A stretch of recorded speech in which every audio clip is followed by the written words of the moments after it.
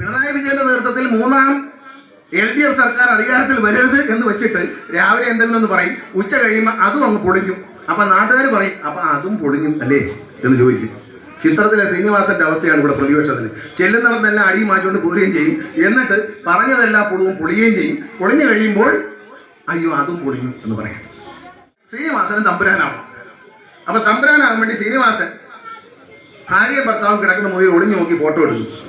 അപ്പൊ ഈ അച്ഛൻ കണ്ടോണ്ട് വരും, ഒരൊറ്റ അടി വെച്ച് കൊടുക്കും. എന്നിട്ട് സുമാരി വെച്ചെടുത്ത് പോയി പറയും, ആ അത് ഏറ്റില്ല, എന്ത് പറ്റിയെന്നറിയില്ല എന്ന് പറയും.